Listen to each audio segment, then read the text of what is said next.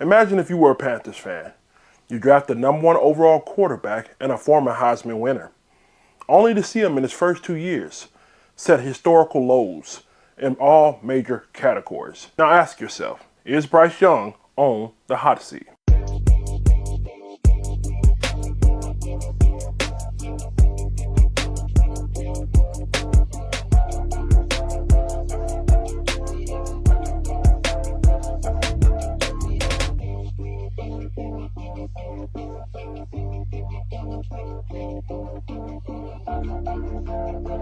Hey everybody, welcome back. I'm the Big Cat and this is 1995 The Roar, a channel by a fan for the fans, restoring the roar. If you're new to the channel, do me a favor, oblige me. Hit the subscribe button, like button, share, hit the comment section as well. Welcome home, all right? This is a channel where we literally just give our takes and opinion. Don't take it too serious on everything and anything Carolina Panthers. Today's main topic is Bryce Young. Is this a make it or break it season for him? Well, this might be a difficult one, so if you don't like Bryce Young under a microscope, you might want to turn the channel. Let's get into our first take, the first roar. On today's first roar, we're here to talk about a brief recap on Bryce Young's 2024 campaign. Really, I just want to emphasize tonight, it's not going to be a good night if you're really heavy onto Bryce Young support. I'm a Panthers fan. I want to see him win, okay? When we drafted him, I celebrated. I attended his first ever NFL game in person, okay? But at the end of the day, none of that has anything to do with the performance that we see on the field. This is a business after all. And yes, it's only 2 years in, but the products haven't lived up to what the hype. Touchdown percentage and yards per attempt were historically lows last year in his first 4 games. This is important. You're talking about a league that's been around for 100 plus years, and you're bottom 5 in both of those categories to add on a 0-2 start. Now, mind you, these numbers factor in the fact that he did not start in the Raiders game. He didn't play the Raiders game. He did not start against the Commanders, and he also didn't start against the Bears. We're just talking about games he started. To add on to insult to injury, he had over 119 passing attempts, only for 640 yards in those first 4 games against 6 interceptions. I had Bryce fatigue. When you think about Bryce, you bring up the last part of the season. 4 games have already went, 6 games have already went by. The 2 he played in, plus the other 2 that Andy Dalton started, and then you add in the other 2 that he played. That's 6 games for him to actually try to figure things out, and we're already in a hole. So don't give me this stuff about what he did at the end of the season and how he came on, had a late spark. You're playing from a deficit. It doesn't matter what you do after you're in a deficit that you can't overcome, okay? Excuse me, y'all. Excuse me. I'm getting a bit emotional. I have Bryce fatigue. You know what I mean? I'm looking at guys like C.J. Stroud. I'm looking at guys like Jaden Daniels. I'm looking at Bo Nix and a host of other players in their first year making the playoff. And even C.J. Stroud doubling down, making the playoff again. And all we get is IOUs for playoffs. All we get. And it's not hatred if the numbers support what I'm saying. Okay? Bryce is in a point where he's at an Oedipus.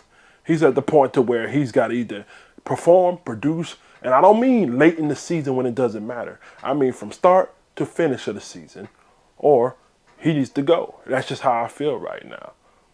And he does some things right, and he also does some things, wrong. And not everything that Bryce has done wrong is always on him. I will give you that. But at the end of the day, you're the quarterback, you're the leader of this team.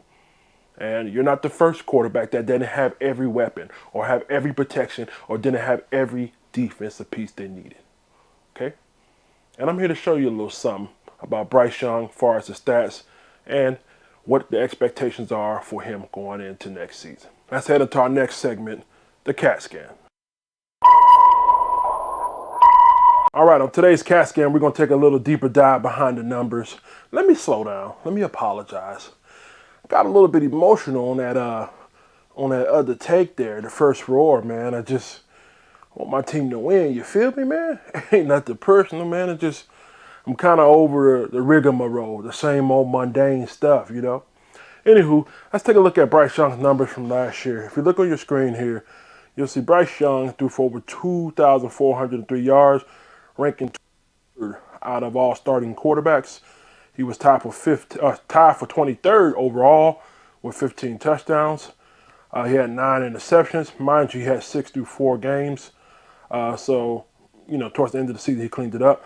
Passer rating, he had 82.2, which was a good improvement there from last year. QBR overall, 54.1, 20th. And he had a completion percentage of 60.9%. Was still below elite benchmarks in all major categories. Hey, look, man, whether you like me or not, I mean, the numbers don't lie at this point. And, with that being said, it's not a bashing ceremony, okay? I'm just really just trying to show you a baseline for what to expect this year. Now, with that being said, I want to talk about some of the things he did improve on. Last year, Bryce Young QBR improved from 2023, 73.7 to 82.2 in 2024. So what that essentially means is his decision making, his efficiency with the ball greatly improved. And you see these in big games down the stretch. You've seen it even though we lost in the Eagles game. You've seen it there, the Cardinals, the Falcons, and so many other games, man. Mainly in the second half of the season. He got off to a rough start. But I think where a lot of you guys are inspired are probably that second half, right? So the second half of the season, you definitely seen where, he made the changes. I don't know if it was him being benched or him just, getting back in the playbook. I don't know what it was, but the second half, he really stepped this game up. So I can't take that away from him. Like I said just a minute ago, he only had 9 interceptions, but he threw 6 in the first 4 games, right? So what that lets me know is more growth, more improvement, because as he got back out there for the second half, he only had 3 interceptions against 10 total touchdowns in the final 3 games of the season, which is a heck of a benchmark there. I guess, I have reservations because I don't know what to believe, right? Are you the Bryce of the final 3 games? Or are you the Bryce of the first 4 games? What am I to believe here? I don't know, man. It just so that's my reservation. So don't hate me and say I hate Bryce. I got to keep emphasizing that 'cause a lot of you believe that. It's just I see your optimism. 10 touchdowns over the final 3 games, 0 interceptions. I can see where you believe that. You know what I mean? But we'll pick that apart here in a minute. But you could say the competition. People were resting players, he had injuries, or even they were out of playoff contention. So maybe the games didn't matter as much. Maybe people didn't play as hard the final 3 games. Or you could say people did play as hard and he just went out there and balled out. It's a real thin line in which you can kind of play with these metrics, right? You can stat pad. You can definitely get stat pad in certain areas, but nonetheless, he made those improvements. Just to kind of add context on his overall numbers and how mediocre they were, I like to try to compare them versus other starting quarterbacks. If you look on your screen right here, you'll see when it comes to Bryce Young passing yards, he was towards the bottom. He was 23rd again. The best quarterback or average quarterbacks were throwing for around 4,000. When it comes to touchdown to interception ratio, he was at 1.7. The average was 2.0. Elite was 2.5 to 3.0. So again, below average. When it comes to QBR, he was at 82.5. Average was 85. Elite was 95. When it comes to his completion percentage, 60.9 was his for 2024. Average was 62 to 65 completion percentage. So again, I know this feels bad. It sounds bad. I'm not here to discourage you. I'm not here to pick on Bryce. I'm here to show you that these numbers aren't pulled out of a hat.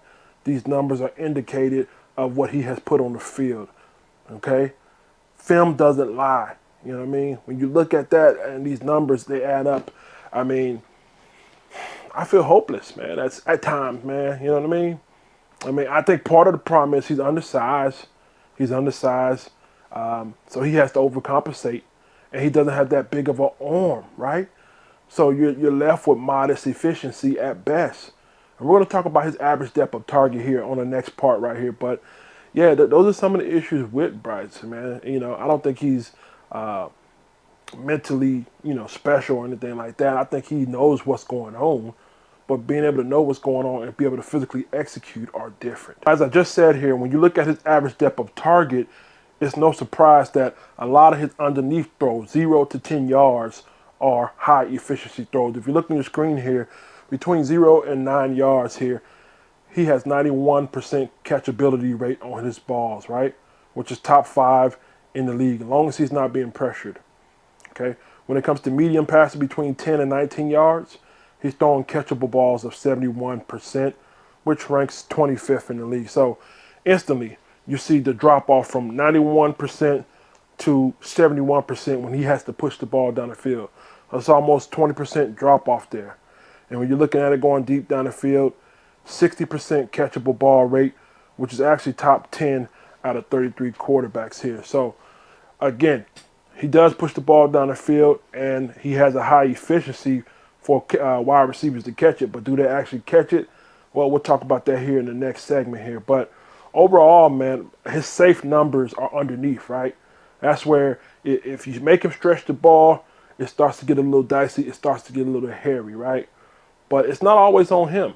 And I think we're going to talk about that here with these receivers and the role they have played in which Bryce has struggled at times. Here's a stat you Bryce lovers will love. If you look on your screen here, over 11% of his deep ball catches have been dropped, which is the second highest in the league. On top of that, his overall drop rate by his receiver is 2.9%. The average on drop rate when it comes to receivers across the league is 2.4 to 2.6. So in other words, Bryce Young has to be getting no help. There's been times when Bryce does throw it and he's, like I said, 91% underneath, mid-range 71%, and deep is 60% on target potentially for you to catch it. Just having 11% is a lot. Matter of fact, second in the league when it comes to drops. So that kind of hints at why we went out here and got T-Mac. Kind of hints at why we got Hunter Renfrow, a guy who's made his career as a possession receiver, right? You got Jimmy Harmon and a bunch of other people, man. So will that actually help him with these deep balls down the field and help him secure more catches? I hope so, man. I hope so, because this narrative of him needing a bunch of receivers is kind of getting old. It initially was thought that Xavier Legette was going to come in here, right, and be the savior. But mind you, the year before, Adam Thielen had over 1,000 yards. So you add Legette to Adam Thielen, who coming off a 1,000-yard season, problem fixed, right? No. And we'll talk about the receiver room on my next video, why I necessarily don't believe in them either. But this is part of it. 11% drop rate deep, and then 2.9% drop rate overall above league averages in both categories. Yeah, you're going to see Bryce Young struggle. So you can attribute that to a little bit of his struggle there, man. But it definitely plays a part. I'm going to wrap up the CAT scan like this here, man. If you look on your screen one more time here, you'll see that last year the Carolina Panthers ranked 19th overall in offensive line, protection here. This is coming off of probably one of the worst pass blocking offensive line rankings the year before. They did allow 19th in pressure rate at 35.6%. The numbers are a little bit skewed here. I mean, obviously, when things went bad, things got bad. When you're behind and you're trailing, I mean, you put a lot of pressure on the offensive line. As long as if you go look at the games where we had balanced attack, right? Go look at the balanced attack games when it comes to the Cardinals and even the Giants. You see the offensive line perform extremely well. But games where we got to dig ourselves out of a hole or come from behind, you know what I mean? You're going to see more and more pressure. But ultimately, although the numbers said we were ranked 19th, I have full faith in this offensive line. Great unit. They're coming back intact. Ikwem Ekonu showed growth. Robert Hunt and Damian Lewis paid big dividends in the run and in the pass blocking game. And let's not forget Austin Corbett showed up at center, who wasn't a liability with his transition there. So ultimately, yeah, there was room for improvement. How much of that impacted Bryce's inability or ability to perform? I'm not going to say that much, you know what I mean? Because when it comes to quarterback, you're always under pressure.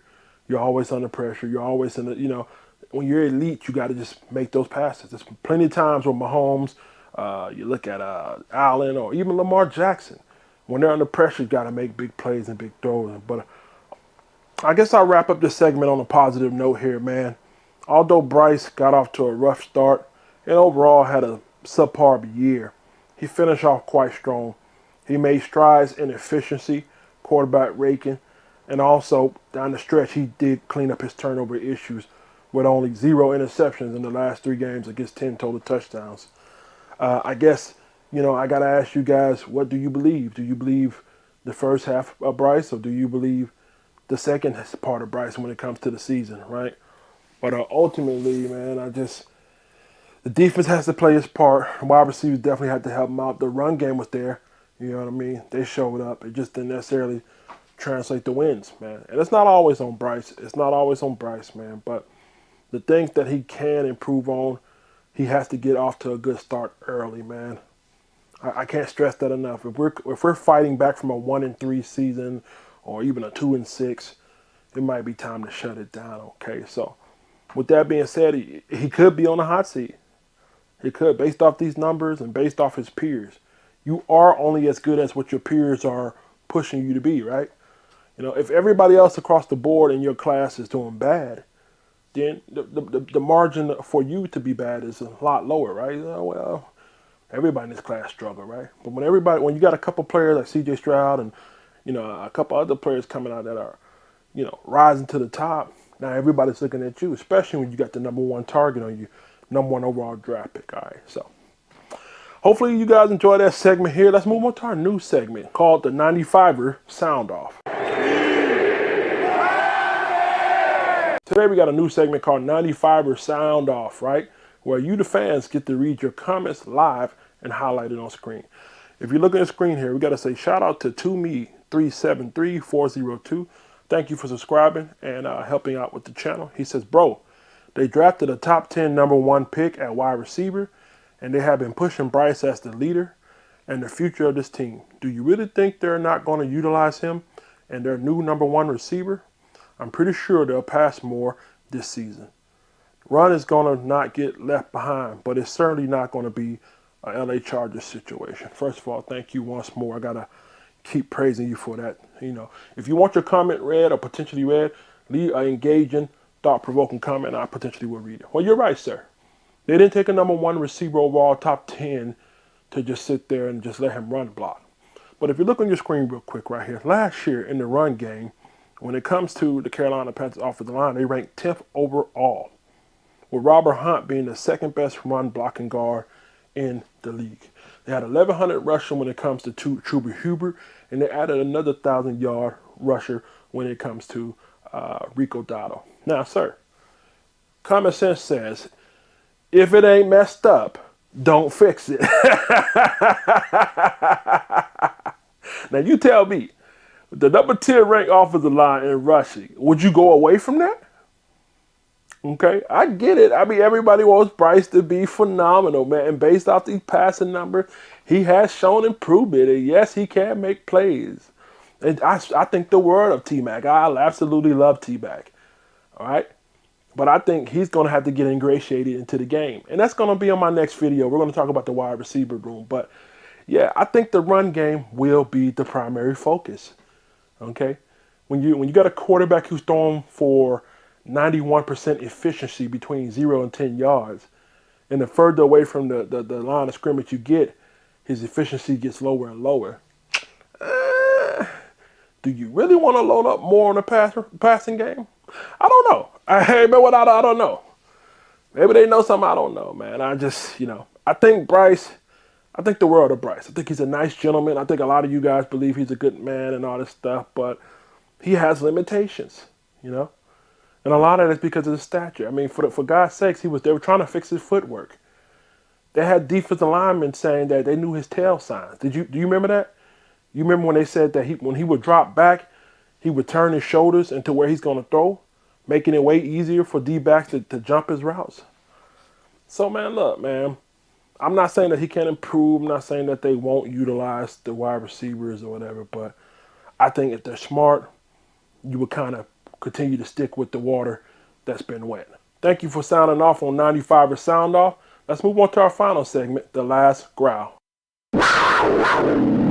All right, good show today, huh? Ooh, boy, it was hot in here. Did I make you mad today, huh? I hope I did it, man. I love you. Love me, man. Subscribe. Let's get to 600 subscribers, man. Let's do that as our next milestone. Look, man, Bryce, I think the world of him, man. Think the world of him. And I can't deny he finished off the season real strong. He finished the season off real strong. You know what I mean? So that means he's only going to get better, hypothetically, right? You know. And I know it's not all his fault. I know the defense, let us down at times. I seen Xavier Legette have big drops against the Eagles, late touchdown. You know what I mean? I seen playmakers not make plays. I seen the offensive line allow for blitz and pressure. And then I also seen Bryce hold the ball too long. I also see Bryce make bad reads. I also seen Bryce not put enough mustard on the throw. I seen all those. So in conjunction with what we've seen out of Bryce, it hasn't been a perfect picture, right? It's a little bit of everybody's fault. But at the end of the day, as your captain, as your signal caller, it falls on you to perform. If you're waiting on a perfect situation, if you're saying that Bryce needs 5 All-American wide receivers, 5 All-American Pro Bowlers, 10 defensive linemen studs, 10, what are we doing? This ain't all Madden. This ain't the Mutt team, right? It's like, come on, man. At some point, you got to get out the pot and crap, right? At the end of the day, look, he's on the hot seat. Your peers put you on the hot seat. Bo Nix coming in here. Bo Nix used to get dusted at Auburn. My Georgia Bulldog used to dust Bo Nix. We ran Bo Nix out of the SEC. Went to Oregon, became a star. Now he's the star. And how you do that? Bo Nix ain't nobody. You making the SEC look bad. Yeah, you know what I mean. You know what I mean. Yeah, but at the end of the day, look, man, you got to perform. You on the hot seat. C.J. Stroud doing what C.J. Stroud does. Only other person that kind of failed was like Anthony Richardson. He been dealing with shoulder injury. Shout out to A-Rich. But, I don't know. My expectations are low. My hope are low.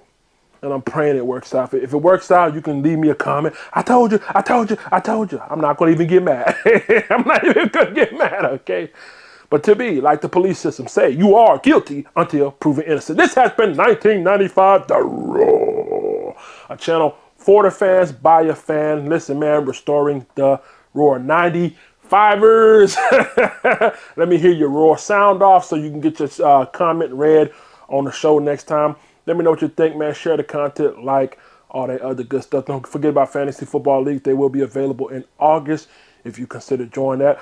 Follow me on all my social media platforms. The links and stuff are at the beginning of the page, all right? With that being said, man, pause up. Keep pounding. We out.